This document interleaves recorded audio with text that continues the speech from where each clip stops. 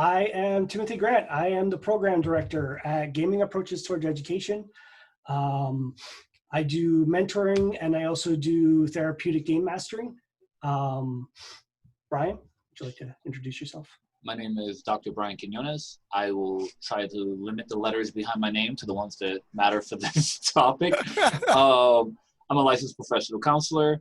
I am a registered play therapist supervisor, board certified TeleMental Health specialist, and also for this, I would say alt play certification, which is like a combination of autism and play therapy with ECBA, ABA, and a couple other play therapy techniques involved as well. All right. Jack? Hello, everybody. I'm Jack Birkenstock Jr. I'm the executive director and one of the founders of the Bodana Group. We're a 501c3 nonprofit that uses tabletop gaming for education, skill building, and therapy. I've been in the field for about 24 years. I'm a clinical member of ATSA, which is the Association for the Treatment of Sexual Abusers. I've been working with perpetrators and victims of sexual abuse for about 20 years. And also for the last 11 years, I've been a therapeutic game master, running groups with kids, teens, and adults with all sorts of different challenges. And thanks for having me on, guys. Mike Fields. Yeah. So I'm Mike Fields, everybody. I'm a licensed professional counselor in Atlanta, and I don't have a whole lot of letters, but I got about 20 jobs. Psychomancer, of course, some of you have heard that goes on the top of the CV. Psychomancer, therapeutic game master. I also work with a group called Airy Experiences, where it's an outdoor adventure camp. We'll spend a week at a 300-acre horse ranch, or go hiking and use llamas for pack animals. That's pretty cool. Also work with a group called Interactions in Atlanta, where we do therapeutic gaming. And what else? Oh, yeah. Ryan mentioned aut play. So as far as method and approach goes, I am a training leader for the Interdisciplinary Council on Development and Learning, ICDL.com, which is the group that certifies professionals for DIR floor time. So that's my angle and background and all that. Thanks for coming, everybody. Yeah, and we have Sean. Hi, everybody. My name's Sean Roski. I'm here as an educator who works with kids in schools and role-playing games. My most recent experience has been with high school kids in autism units and behavioral support units, and we played role-playing games. Specifically, it was very interesting all throughout the lockdown and pandemic, and I'm here to talk about that. Excellent.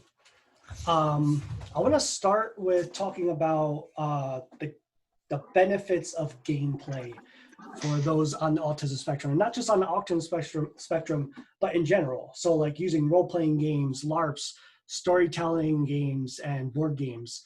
What are some of your experiences that you guys are using currently or in the past?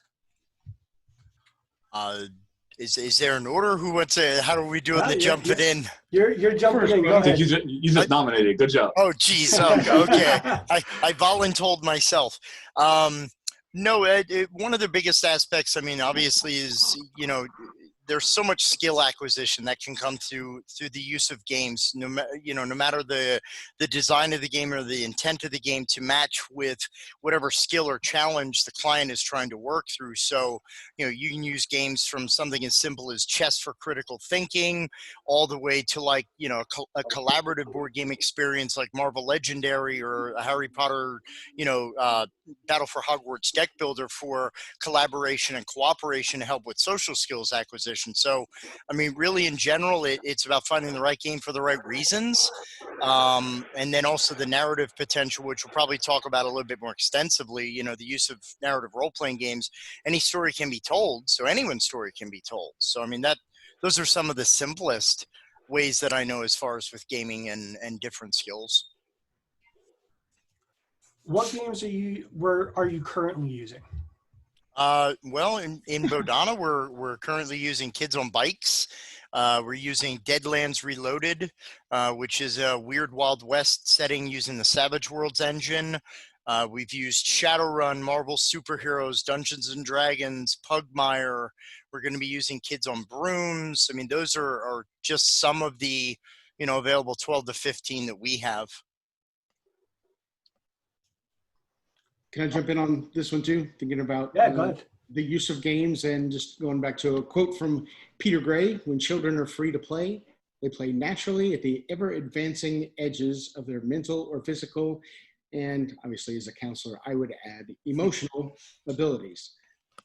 So for me, one of the most important things about using games, and it could be any kind of game, we'll dig into that more over the course of the next hour and a half. But if you think about someone with a diagnosis, a lot of their life is spent, being told, no, that's not right, you're broken, you need to do this differently. The way you are, the way you do things isn't acceptable. In games, using assets and affinities, what we like and what we're good at. We all function at higher capacities when we feel safe, when we feel connected, we're having fun.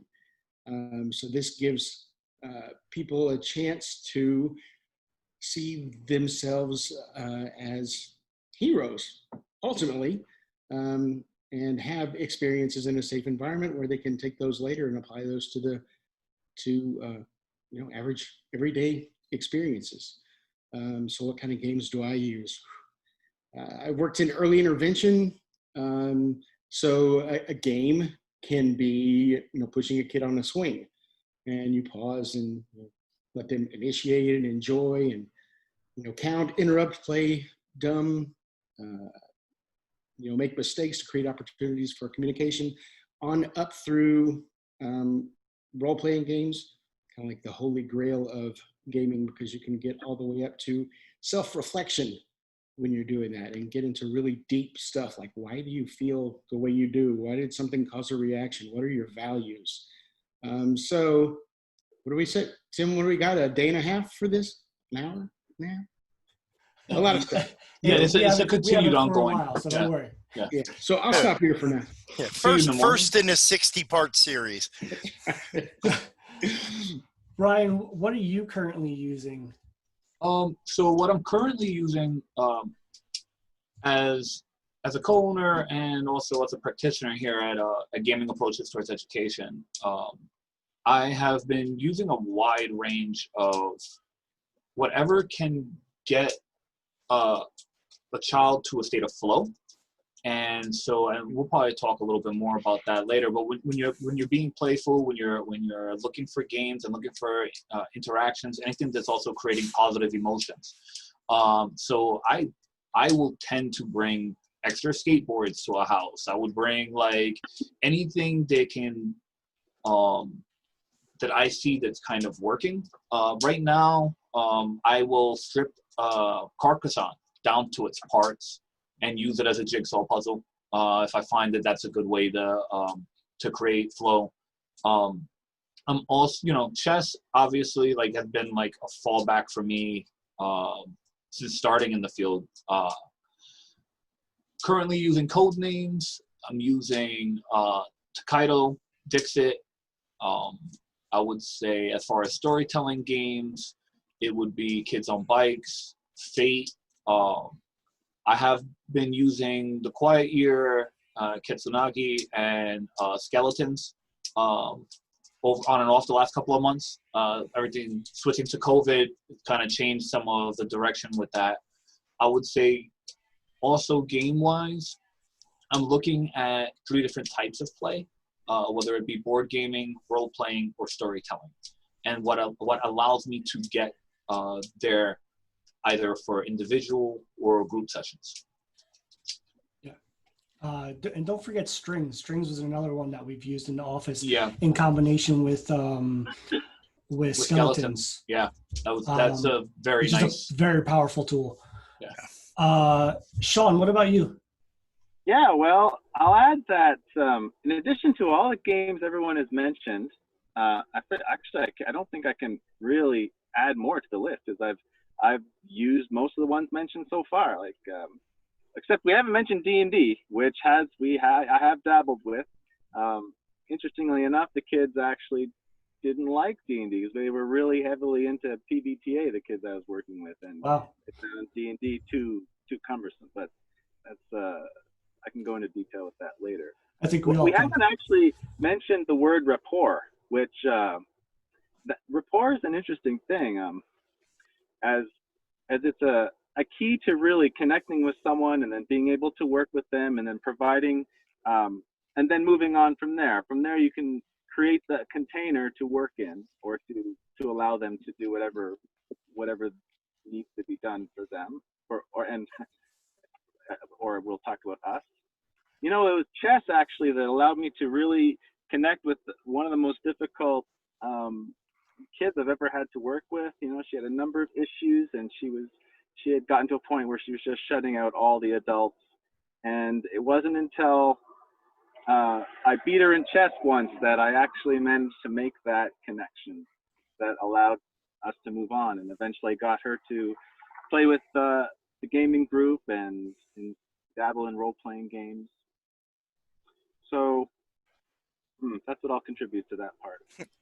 If I could add just a bit, Tim, I mean, I think one of the things that, you know, with Sean touching on rapport, you know, one of the ways to really look at games is any game inherently or any shared activity really in general has that potential for therapeutic impact. Because, you know, one of the things that we talk about a lot with like different practice and method, like we at Bodana, we run a lot of game events and a lot of therapeutic engagements, like even in places like local game stores.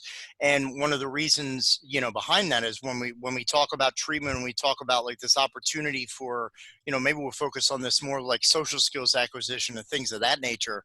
You know, we're really talking about the importance of developing natural supports for a lot of folks. You know, I think it's great when you have groups that are like, you know, we're a group that everybody has this condition or everybody has this diagnosis. So we're all going to go to the same 15 to 20 events every month. And we're going to get to know those other 25 people very intimately. But when we talk about like generalizing these skills and bringing them to, you know, the work and maybe not quite as artificial, albeit supportive of an environment, you know, gaming becomes more than just a rapport developer. It becomes a language. So, you know, now that I've learned to play D&D, or if I've learned to play Brian's Carcassonne, or, you know, I've learned to play any of these other systems we've mentioned, I can take that book to a store. I can take that board game to a friend's house or a birthday party, and I can use that now as an ambassador for where maybe I didn't have something to talk about, or maybe I didn't have something to offer in that social situation. So now we're arming that person with a confidence built tool for engagement that then helps, because natural supports is probably one of the most important paradigms in any form of treatment ever, because we're talking about that's where we learn, that's where we engage, that's how we learn what's okay and not okay and all that. So really any game could be used. It's knowing why you want to use it, or again, we talked about the interest level of the person. If the person doesn't want to play the game, again, I think D&D is too rule heavy, to be honest with you. There's too many dang charts. I don't need all them charts.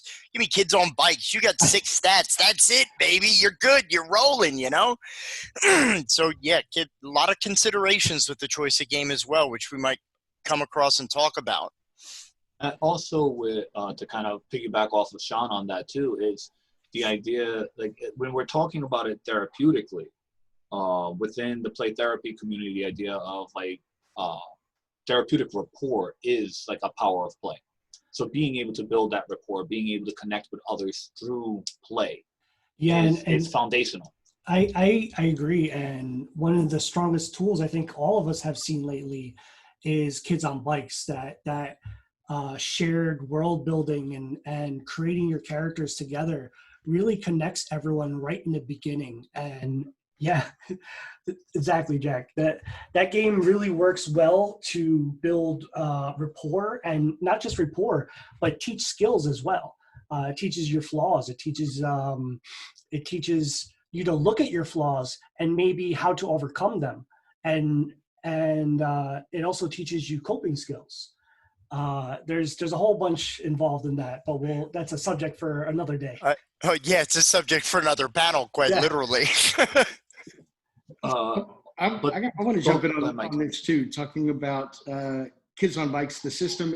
One of the things it does really well is it helps you at the beginning set up your community, your connection. What are the relationships, speaking of rapport, what are the relationships between the characters? There's a system, a mechanic for determining that, so you don't end up with five parties of one. My character doesn't trust people, I'm a lone wolf.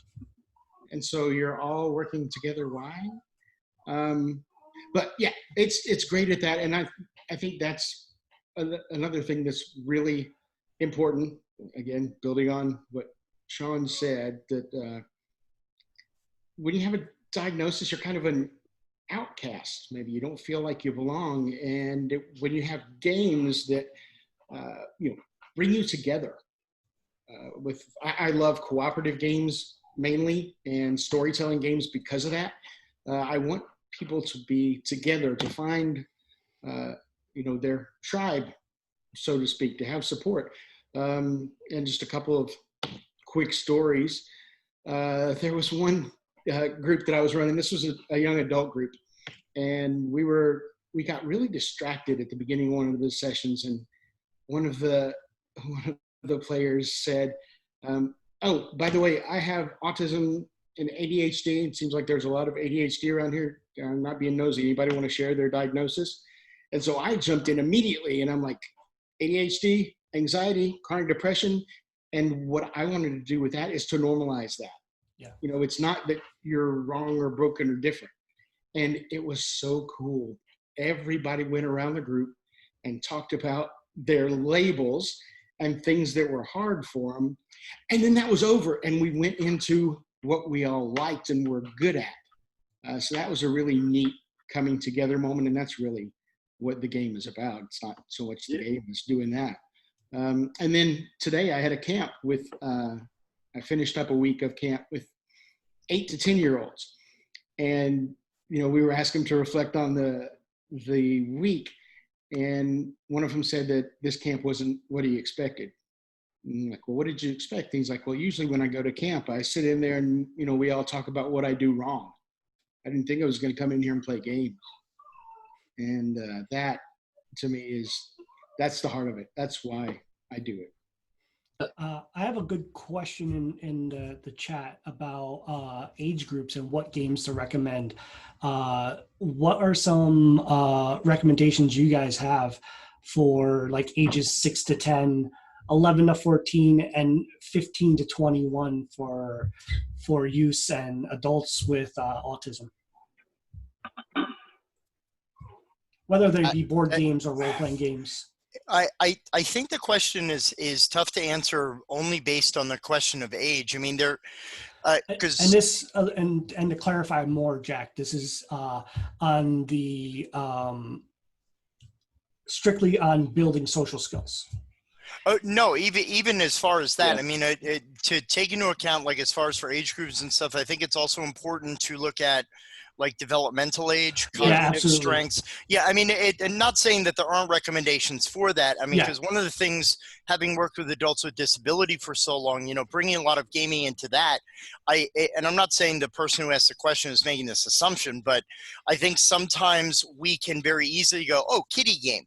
Well, if we're talking for very young kids, well, there's a lot of kids that are pretty savvy to board games. I mean, it's in its 12th renaissance right now. Yeah. So the idea of, I've had 6-year-olds who are like, oh my God, I love Gloomhaven. And I'm like sitting there and I'm like, what? Like, what house do you come from?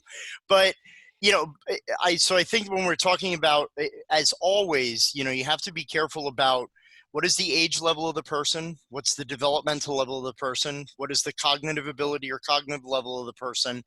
And most importantly, I think the fun factor, as we were kind of talking about, so when you're going to do something, Castle Panic, There's my first Castle Panic, which is a very nice kind of kindergarten age game that is good for cooperative and collaborative goal setting. You basically have to stop the invaders from getting to the castle, and you have like archers, swordsmen, and different types of fighters who are in different colors, and you can only attack them when they get on certain squares. So it's a great planning ahead. You have to communicate and strategize your turn. Now some kids, even if it's at that quote unquote what's on the side of the box level, a kid may look at that and go, I know, kid, nope, I ain't playing that, that's for babies.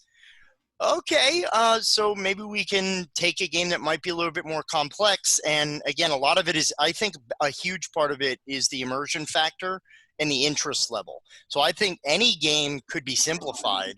And feel free not to be the only one talking about this. Says Sean, you want to jump in? Go ahead. I do want to connect something that Mike just was talking about, and you're also kind of bringing up, in that what goes on around the activity is as important as the activity itself. What leads up to it, all that negotiation, the preparing everyone, allowing people to engage. Mike was talking about people realizing that everyone was ready to play a game, and that discussion that happened before even the activity was very important. How it opened up, just the preparation leading to the activity opens things up, and then we can talk about role-playing games or the games itself and what can go on in the activity. So there's kind of like the question is what games to choose, and I don't want to say it doesn't really matter. It certainly matters, but any of these games can, even the choice of games, like you have a selection, for example, and the discussion of which one to play, and everyone begins saying what their preferences are. That starts a very interesting negotiation, and people begin having to ask themselves, what do I want to play? Or that alone is an important thing. So, like providing that, I just want to put it out there that all of us have a smorgasbord of games we can pull out of our pocket, and it's vitally important to consider the audience and then maybe solicit their engagement leading up to the activity, for example. Yeah, we run. Go ahead, Brian. So to jump off of what you were saying before, Jack, as far as cognitive and developmental ages, there's also something that I would say to keep in mind of is the type of play that the child is capable of. So, absolutely, yeah. So one of the things I do like about the alt play system is that they have an assessment for play. So is it functional, symbolic, cooperative, social dramatic play, peer play, constructive play, or representational play, right? And so if somebody cannot do, if you can't do peer play, you're gonna have trouble with cooperative play, right? Are you doing more just like parallel play? Like, is this person able to play together with somebody else? Or if not, are they just playing alongside? And if that's what they're doing, that's fine. Create an activity where they're both doing their own thing, but they're next to each other. At least that way, you can start looking for where you can build up and off of to create more social interactions during the play. The other thing I would say is if you're going from lowest, like that we found out there, to like highest as far as like cooperative games, because I know the person was in the chat was mentioning not wanting to feel like you lost. Yeah. I would say at the for like 2 to 4 year olds, I would look at Haba games. There's a lot of games that, from them, like we've been using First Orchid in the office to kind of like cover that 2 to 4 area. And if you lose, you all lose together. And I think that's where and the stakes are low in that, right? It's a quick game. It's you don't have as long of an investment, that makes you feel like, oh wow, I just wasted a whole half an hour or an hour. You know, it's like, no, we could roll again. We're gonna pick up this little fruit and put it in that basket. Come on, let's try it again. Yeah, Marvel Legendary, 30 minutes to set up. You could lose a game in 5 minutes. Like, it can be frustrating, you know? I think we promised not to bring that up. I made no such promise. I know. No such promise. But like with in regard to asking for, like, if you want to go to cooperative game route, I would say the lowest cognitive level that I've seen available is that. But you could also just do shared storytelling, and even that would be something that you could build up off of and go from there. Or even talk about, like, what we'll do is we'll take games that are not necessarily inherently cooperative and make it that way. Like, for example, For the Queen is a cooperative storytelling game in that you're cooperating, but your characters might be working towards their own devices. What we did in the office is we added the drawing map-making element that is in the Quiet Year to that. So now you're all sharing your story also visually, even if you're having trouble sharing it verbally. And I think that's been helpful as well. I'd like to, like, we've already kind of been touching on it, but like what we look for in games, we've been touching on this all through this, but like I see people in the chat talking about Roy story cubes. It's just something that we like to use even in role-playing games with those on the spectrum who may be low verbal or nonverbal. Using Roy's story cubes is a good way to have them be able to tell their part of the story. Or any type of, what is it called? Pictorial system, pretty much. Oh, like card-based, like maybe like fairy tale or something like that? Yeah, anything like that can help tell a story, even if you are unable to communicate verbally. I think those are interesting. What else do you guys like to use as things to additions to games to try and facilitate social skills? Multi-sensory stuff. So one of the things that I think about when I think about autism is that the communication in the brain is maybe, this is probably going to be a bad analogy, but you think of roads, the connections as highways. And maybe some of the highways, you know, the neurons, the synapses and all aren't connected as efficiently. You know, you can look at brain science and how pruning or lack of pruning as the brain develops is one of the common things that's seen in individuals on the spectrum. So if a highway is blocked, you're taking side streets. And Dr. Greenspan, the guy behind TIR Floor Time, would say what fires together, wires together. So if somebody is having, maybe auditory processing is a challenge for them. I think somebody mentioned that in chat a little while ago. They need things to be slowed down, give them an opportunity to respond. So maybe if auditory processing is challenging, if you can also provide a visual and maybe even other sensory, a tactile kind of experience. That's one of the reasons why I love my shiny math rocks. There's nothing like rolling real dice. You feel them, you hear them, you see them. It's all of that stuff coming together. So ideally what's happening is you're hitting something in there that works for somebody. And then you're supporting the other sensory input processing kind of routes to, you know, help develop them as well. So yeah, one of the things I try to do, whatever the game is add multi-sensory, and it can, maybe that's just you can sing anything. You know, it's your turn. What do you want to do? We've also found having. Sorry to cut you off, but that's right. But you were singing, so. Is that a rule? Not my rule. I'm not allowed to sing. Later, I'm out of here. Only when you're singing. Sorry. No, his singing is a lot better than mine. So. Hey, Yeah, he is an entertainer, sir. music patterns, stuff like that can help. Oh yeah, I forgot. That's another one of my gigs. I work with a group in Atlanta called Autism Improvised, and it's Nice. improv games with kids, teens, adults on the spectrum. And that Beautiful. is a great foundation for being a game master. Yeah. Because no plan survives first contact with a player.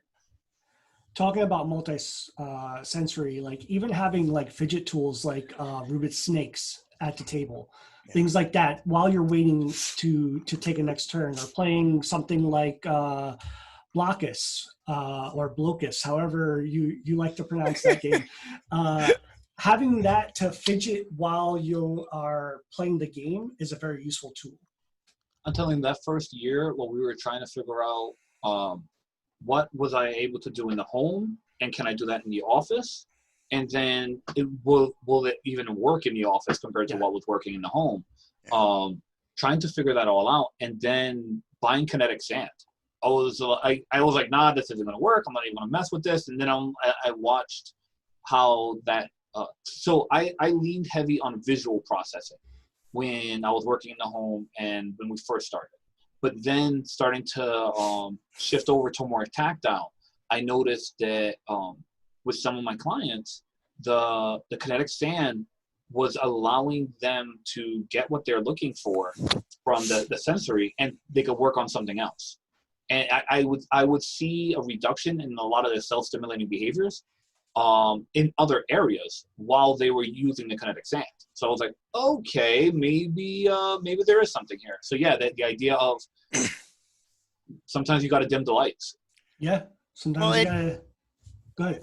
No, I was going to say, I mean, in general with game selection, because, you know, we get this question a lot, you know, not only from an RPG standpoint, but like what is quote unquote the best game, or, you know, the best, you know, way to do this. And one of the biggest pieces of advice, I mean, Bodana Group, through donation and me being crazy on Kickstarter, we have like 1,700 games in our library that we can take out to any event that we need. So one of the big aspects of this is, you know, and again, I may sound like I'm the only person who's going to say this, but please do not go to a website and go therapy board games.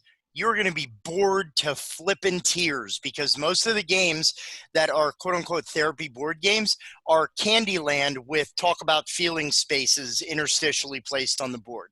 So it's like roll the dice, share your heart. And it's like, so when we talk about games, don't be afraid to find out what's out there, because you can find very unlimited potential in a lot of games just by going to your local game store. If you're benefited by having one, just play. Just go through the library, go to game days, go to conventions, check out what's out there and play it.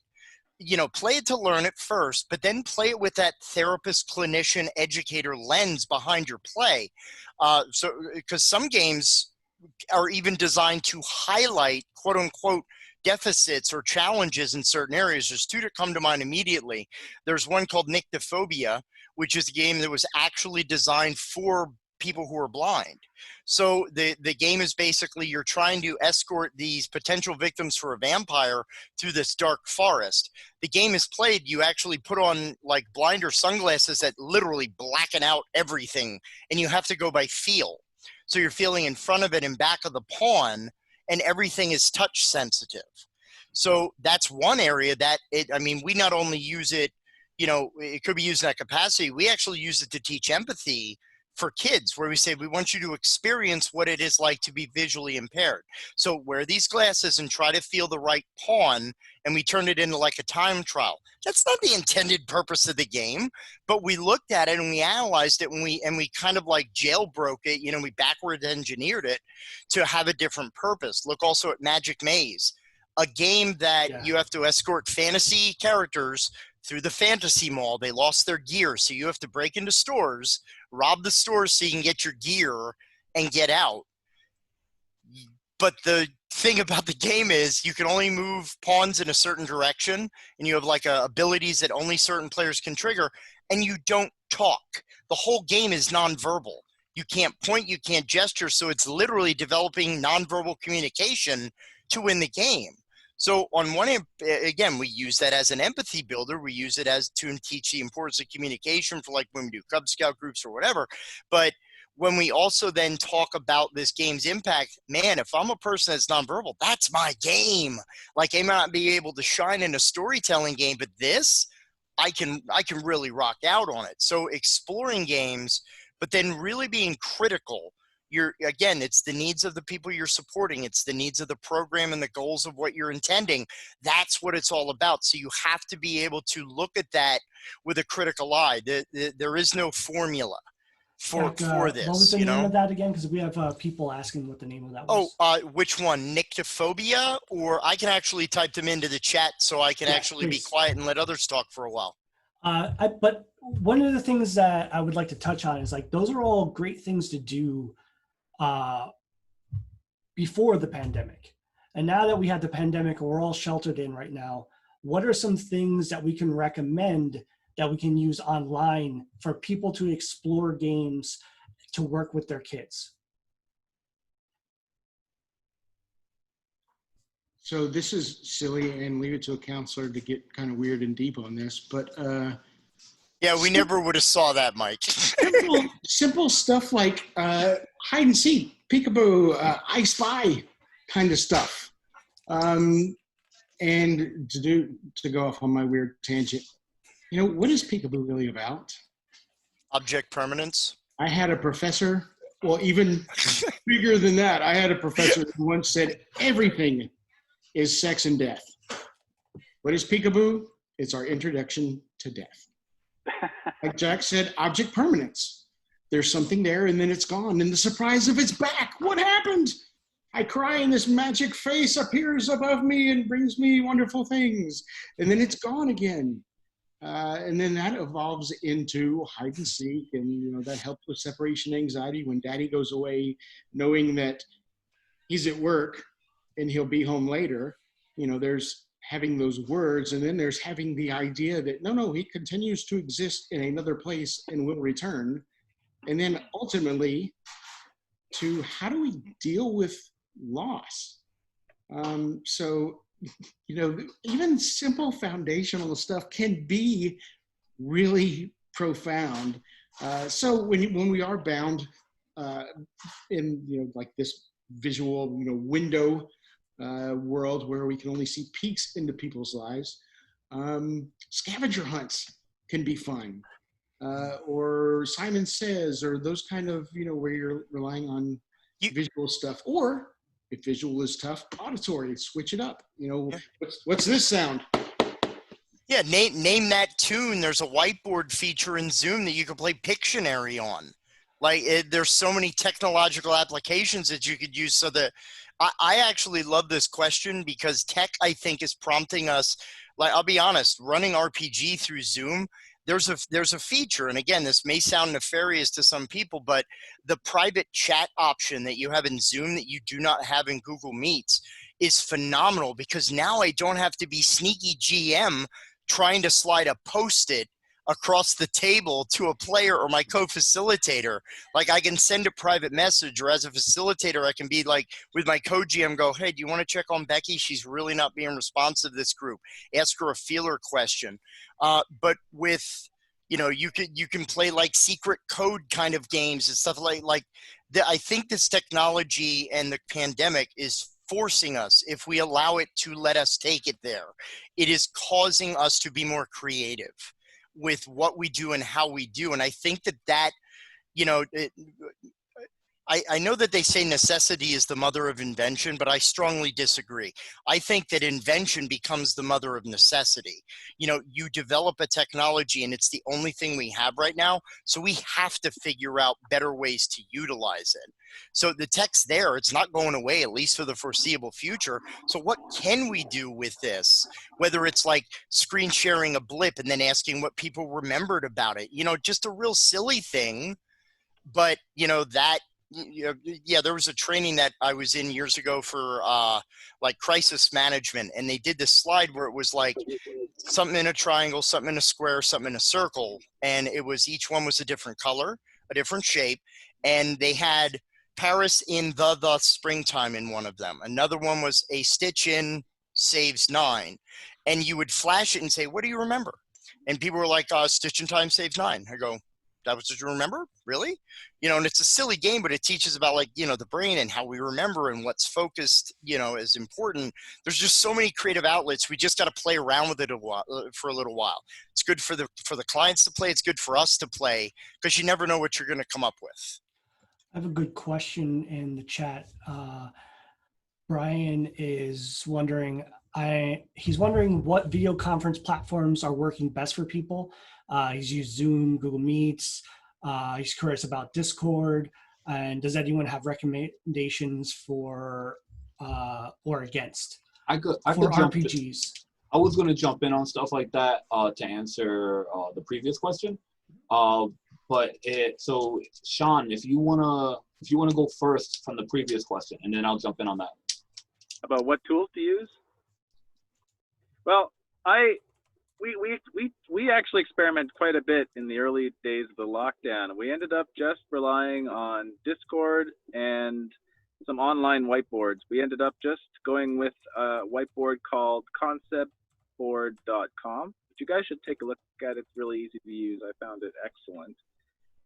And we stayed with Discord because the teams all love it and they know it far better than I, and they taught me a lot, actually. And we just relied on that for months, actually. I think once you find something that works for some groups, you kind of just sort of stay there for a while. During the lockdown, like I could talk about, have you guys worked with longer periods of time working with a sustained campaign? You have, Mike? Because we could talk about that later on, maybe not with this point, but because we got my teams, like when I say that, I mean, I had a collection of kids on the autism spectrum, varying ages ranging from 15 to 18, a mixed group of fairly kids that are on the spectrum that are going to graduate, for example, and some mainstream kids.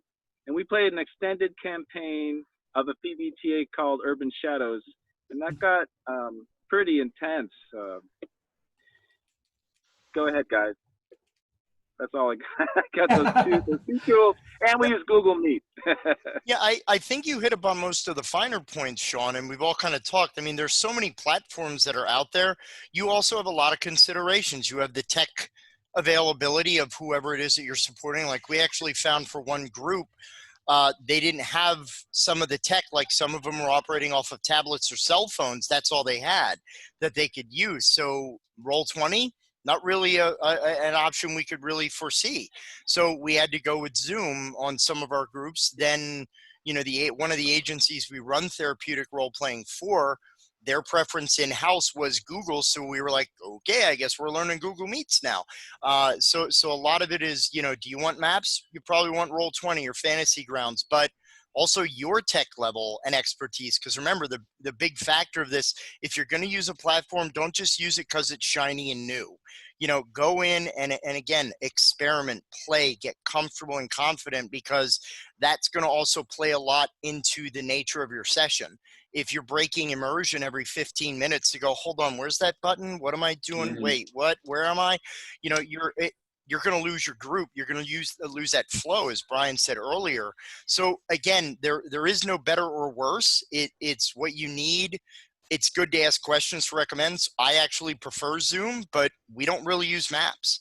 We're predominantly theater of the mind in our groups. So if we have to share a map, I'll screen share an image off of my computer, and that's perfectly good. For other groups, you may want people with more of a visual, concrete kind of a thing to kind of supplement the lack of tactile response from having like minis on a map. So it depends on the needs of your groups, but you know, research and exploring and just playing a game. That's one of the other big things, is so many people forget to embrace the player interface. Play in a Roll20 game. Don't just look at how to run one. You need to know what it feels like to play in that setting.